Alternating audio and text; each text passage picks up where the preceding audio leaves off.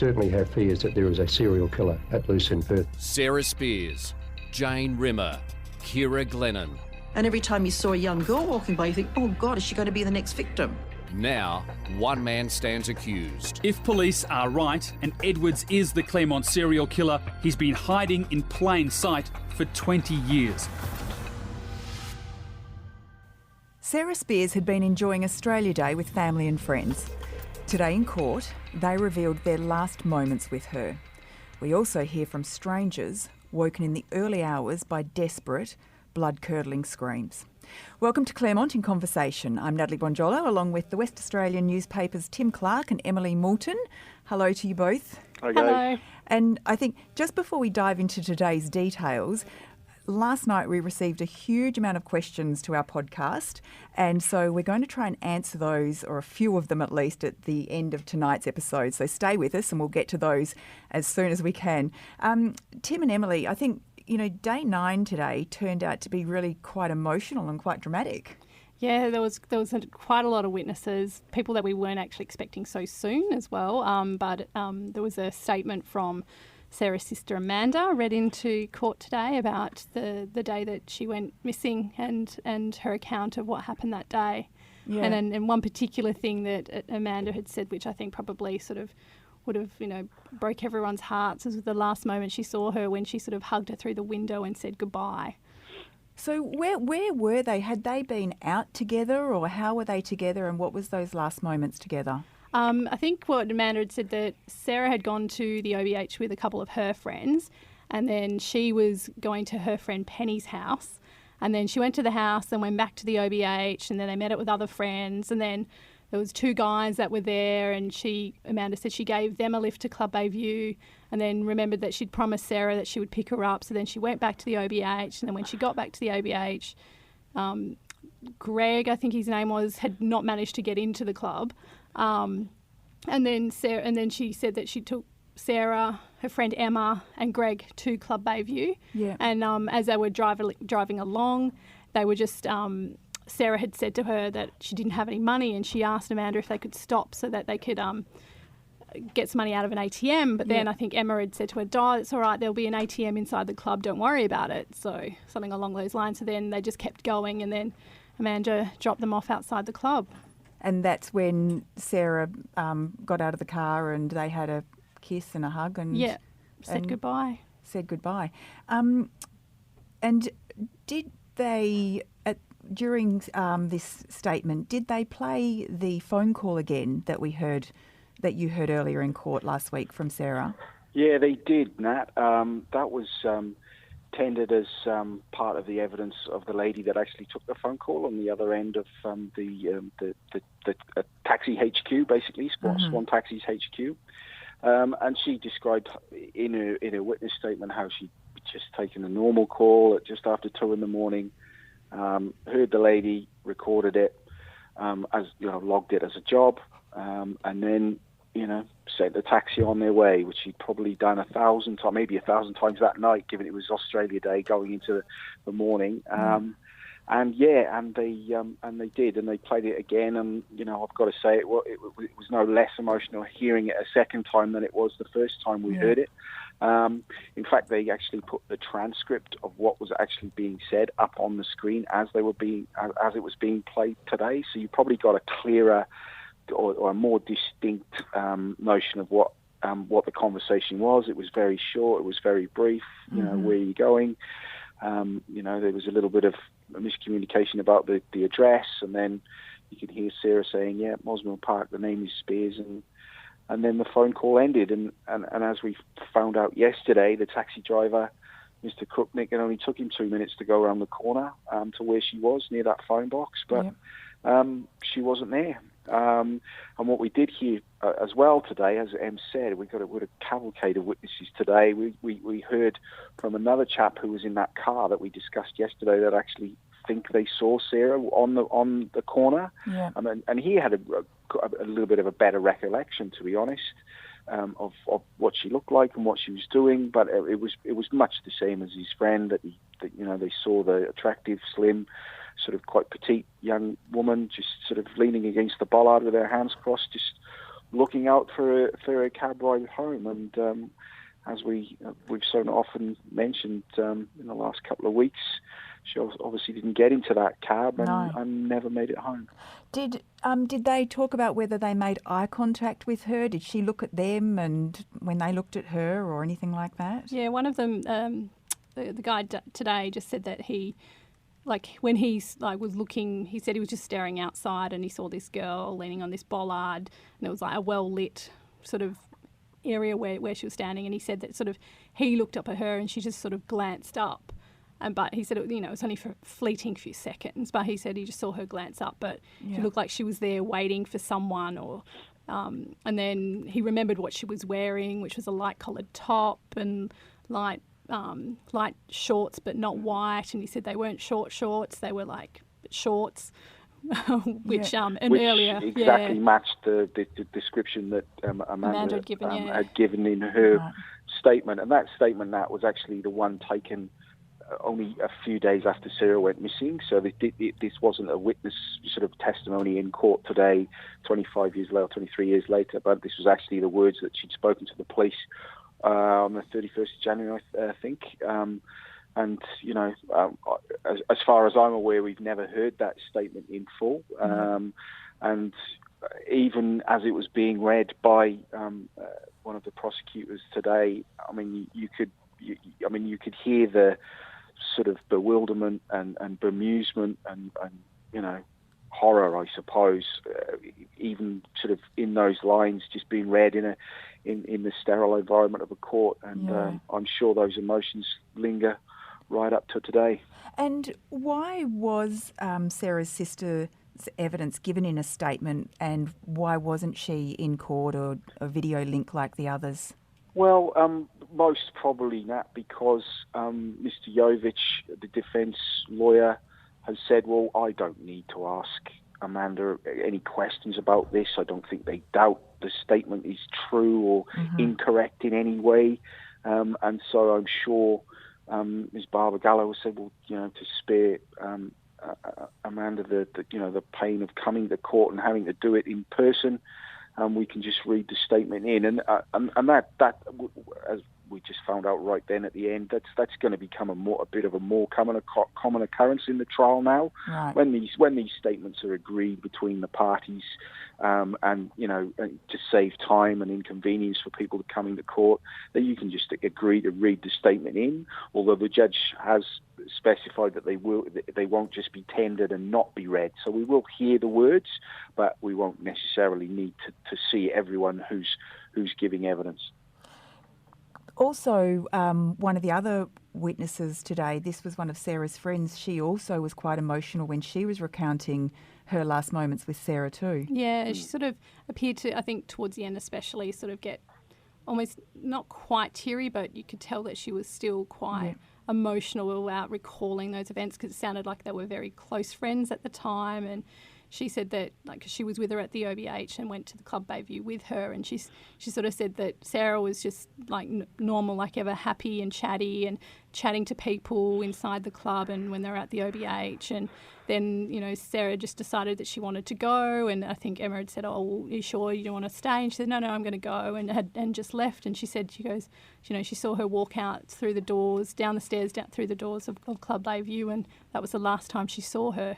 Jeez. And sort of when she sort of said that, she was sort of had to repeat it because she was a bit more it was like a soft, she was softer trying to say and going, yeah, it was the last time. It's sort of agreeing with the prosecutor saying, yeah, it was the last time she saw her. And you can only imagine, I mean, for her, I guess the regret that she would feel when you say to your friend, oh, you sure you want to go? Shall I come? No, I'm fine. And you say goodbye and then this happens. And just imagine how it must be for her living with that all these years later. Yeah, it wasn't strictly touched upon in the evidence now, but I mean, you could just read her name's Emma McCormack, and you could obviously tell by her body language how traumatic that memory was today, and no doubt has been for many years. And I mean, during her testimony, and it wasn't long, But when she got to that moment, when she described how Sarah had just said, "Oh no, I'll get a taxi, I'll be fine," and left, there were tears in the public gallery as well, because I think everyone felt what that moment must have meant at the time, and must have meant for all these years after. I presume Don Spiers was in court today? He actually wasn't, Nat. No, Okay. we didn't see Don today. He has been, obviously very regularly last week, but not as regular this week. And as we mentioned on the podcast last night, there was no sort of formal movement from one section of the evidence to the other, but it became quite evident late yesterday that we had moved into that portion of the evidence dealing with Sarah's disappearance, and that became obviously much clearer today. So, whether Don's been given notice of that and has decided he doesn't need to hear it or doesn't want to hear it, we're not sure. But there were enough witnesses today to realise how loved and missed Sarah is. One of the other things that we sort of heard today, which I don't think many people knew, was why Sarah was going to Mosman Park. And we heard from one of the first witnesses this morning was from Christine Hams, who was the mother of one of Sarah's friends. And she said her daughter and Sarah used to board together at Iona College. And Sarah used to frequently be at her house and sort of throughout the years of school and even post-school. And she said that day she had lunch with her, because she'd come round and they were just chatting, and Sarah was telling her all about what she was getting up to that night, sort of thing. And Mrs. Hams had sort of said to Sarah, well, if you don't want to go home to South Perth, you can always stay here in Mosman Park. So perhaps that's maybe why she was heading to Mosman Park. We still don't know, but it sort of maybe gave us an idea of, because when everyone heard, why was she going to Mosman Park? She lived in South Perth. Yes. So that could have been a possibility why she asked to go home, like asked for the taxi to take her to Mosman Park. So. And was Mrs. Hams asked if she thought anything of it in the morning when Sarah hadn't come back, or...?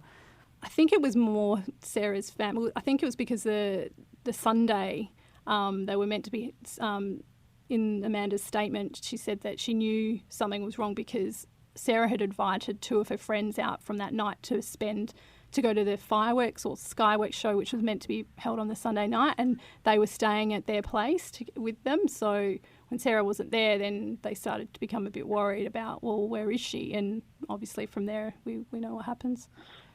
And after, Sarah obviously has disappeared and vanished somewhere between, 2 and 2:30, I guess. And then you've heard from these witnesses today who have been woken by these terrible blood-curdling screams around 3 a.m. in the morning.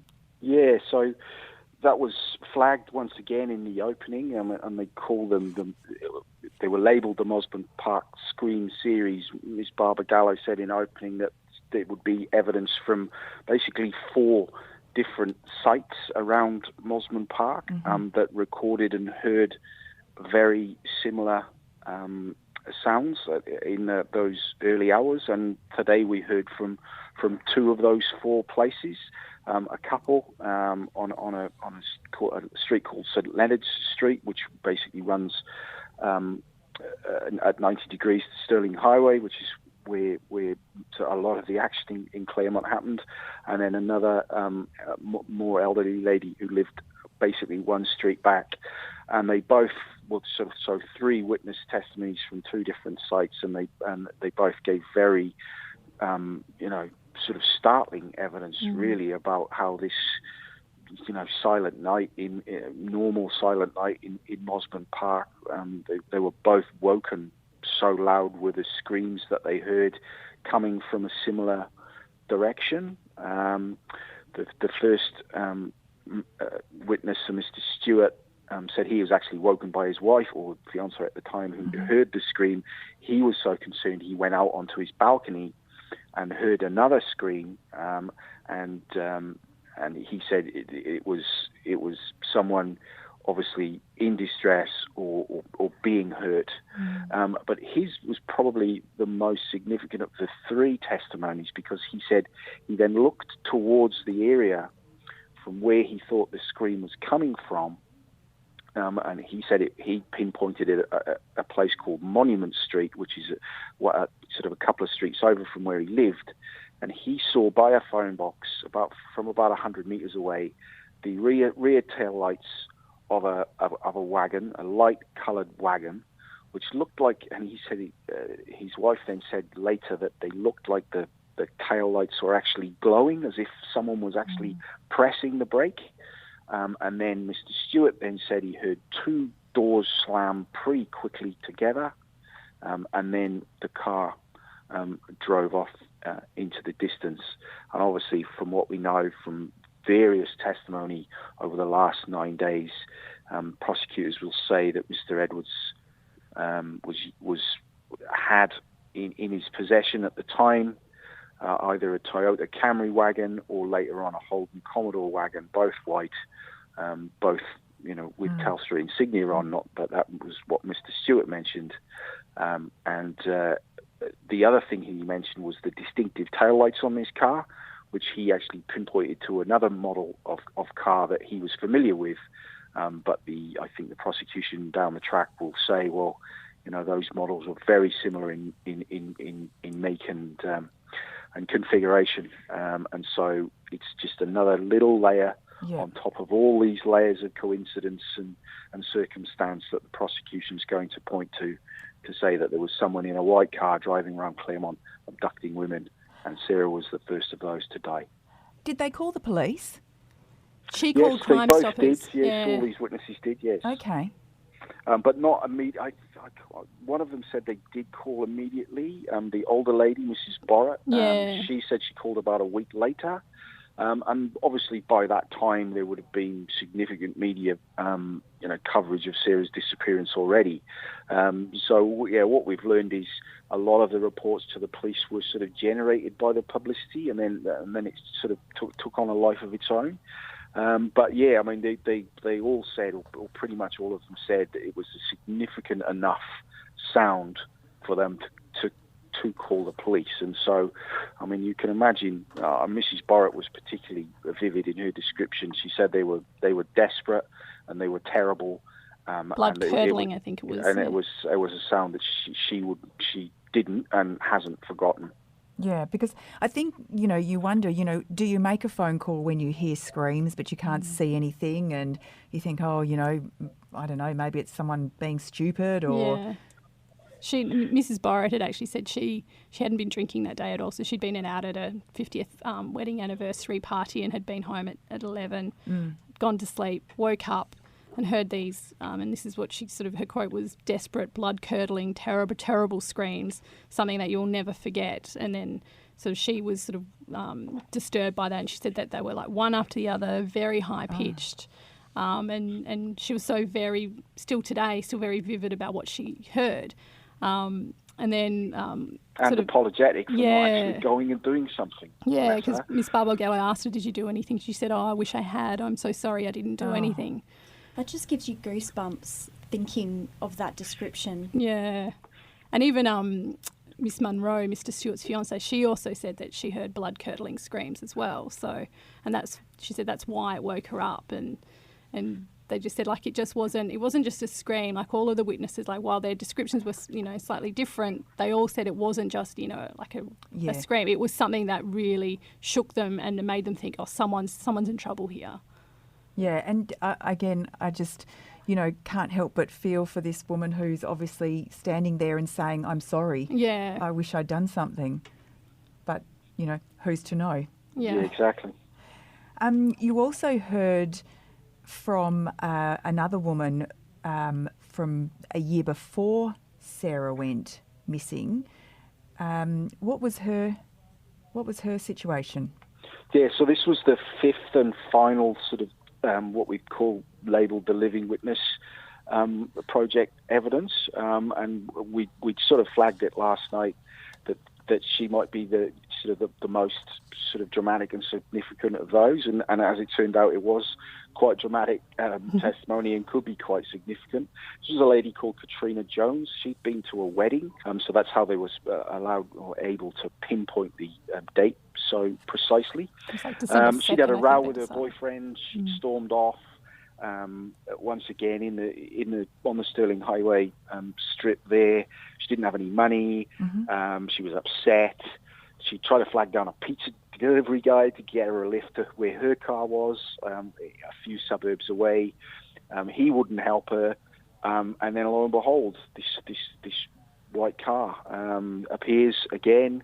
The man rolls down the window, says, you look upset. She says, yes, I am. Would you like a lift? Yes, I would. And so in she gets. And it sticks in her mind because she remembered that during their conversation, this man had told her that he either worked for Telecom or Telstra or worked for a telecommunications company. And that had jogged her memory because her brother, who had left the armed forces, had then done the same thing. And so that was obviously a piece of common ground. So they talked about that and it stuck in her mind. And then, much like another couple of the living witnesses yesterday, she said she just got a vibe. She just got a feeling that something maybe wasn't quite right. So she asked this driver to drop her about a few 100 meters back from where her car was, because she didn't actually want him to know that was her car. She got out of the car, she went to walk, and then she said suddenly she turned around and this man was there. Tried to kiss her, but good on Katrina, she was a blue belt in Taekwondo, and said, mate, not tonight, don't go there or I'm going to drop you. And what did he do? He took the hint and wandered away and got in his car and drove off. And so Miss Jones said, it was a memorable night for many reasons. It was a very emotional testimony, and she did get very upset while she was recounting her story. Very strong in her memories, I've got to say, and very stern in her answers to Mr. Jovich when he was trying to cross-examine her about it. But when she got through it, and she did get through it quite admirably and commendably, but and then when she basically had told her tale and said everything she wanted to say and was let go from the witness stand, she basically broke down in tears as she was exiting the court, and it was quite a touching moment. We've talked about Miss Barbara Gallo being this sort of fearsome legal mind and fearsome legal personality, and she is that. But she basically put her arm around Miss Jones and basically comforted her out of as she left the court, which was obviously an illustration of how much it had taken out of Mrs. Jones to give this evidence. Yeah, I guess it's probably not only giving the testimony, it's also that kind of pressure that you would feel when you're under cross-examination must be really intense. Well, I think the pressure even in what they call evidence in chief, I mean, everyone, I think without question, every single witness that we've seen so far has been trying their absolute best to get their recollection as close to their memory as they can, because as we all know, this is a very, very, very important case, and we've seen it time and again that people have taken their time and really, really straining to do everything they can to make sure the judge has got all the information that he could possibly need. Do they get to, I suppose there's so much pressure because they don't get another go if they remember something after they've left the stand. Is that right? Yeah, that's right. You can't, I mean, well, it is and it isn't. You can be recalled as a witness, but not if you forget something, only if the judge or the prosecution or the defence think that they might have something to add. And it's pretty exceptional for a witness to be recalled, but it does happen. And they're giving their statements, and it's not it is a memory test, but it's not like an exam where you go in and you're not allowed to have your notes or whatever. I mean, they're giving their statement, and they're edged towards the recollection, because once again, I mean, it's a judge alone trial, so the judge needs all the evidence that he can get. I mean, obviously it's got to be presented in the right way. But I mean, yeah, you are right, Kate. That once you're done, you're done. So everyone's really making sure that they're leaving everything they can in the court that they want to leave there. One of the things that like in Miss Jones' evidence as well was when she was talking about the conversation she was having with this driver in the car. So she sort of asked, well, what are you doing picking up women at 2:30 in the morning? And he just says, oh, well, I was actually headed to Cottesloe, but I just pick up damsels in distress like yourself. And sort of that sort of was, she said that sort of stuck with her as well, because and it is an obvious question, why would someone be going around at that hour of the morning / night to pick up, giving random strangers lifts home? And when she was in the car and she sort of said she had started to get this vibe and started to suspect something, did she get to elaborate with what she was saying there? She got cut off very quickly because they've been very, very, I think a lot of witnesses want to sort of explain things, but the judge just steps in and go, no, you just answer the question. They did that a few times today, Justice Hall, with a few witnesses, just wants them to answer the question, not to elaborate, not to tell him what they were thinking or feeling, but just what happened. So she was cut off very quickly, so she couldn't elaborate why she felt like she had to get up. We've seen that from so many times now, haven't we, from the prosecutor and the defence, and these people getting cut off, and these are the questions that people are asking and wanting to know. Actually, we do have a question from one of the listeners who wanted to know if the prosecution, you may know this, Tim, if the prosecution cuts off the witness and the judge does want to know more and lead them down that path, can he do that? Yes, he can. So the judge is the boss. The judge it is his court. It is run his way.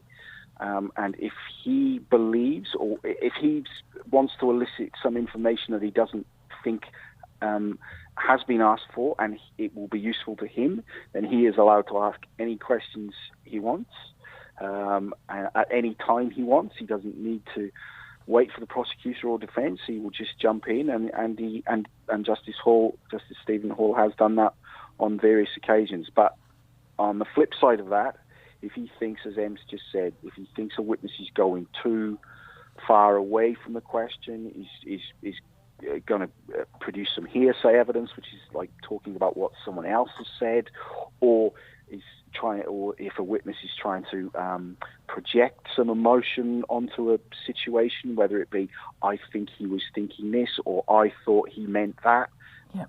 That's just scrubbed completely if it does get through, or it's cut off before it happens. This is another question that we've had from listeners. Andrew was asking, why are they called Telstra living witnesses with the emphasis on living? Is it because there are some witnesses who have passed? Who's coined the term and why? Yeah. So, just a sneak preview. So I've done a big sort of explainer read on this to go into the Weekend West Australian on Saturday. So look out for that. But very briefly, just after Kira went missing, the police basically came up with a theory, which was, look, if there is a man out there who's picked up lone women in a car off the streets of Claremont and gone on and killed them, then there might have been incidences where he's picked up women and hasn't killed them. And so, therefore, they become living witnesses. Right. And at that time, back in 1997, it became the Living Witness Project.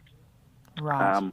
And so they basically trawled through all their records from calls past and to come, or that did come in, about lone women that had either been offered a lift and refused one, had taken a lift and had issues, or had taken a lift and hadn't had any issues and just been dropped off.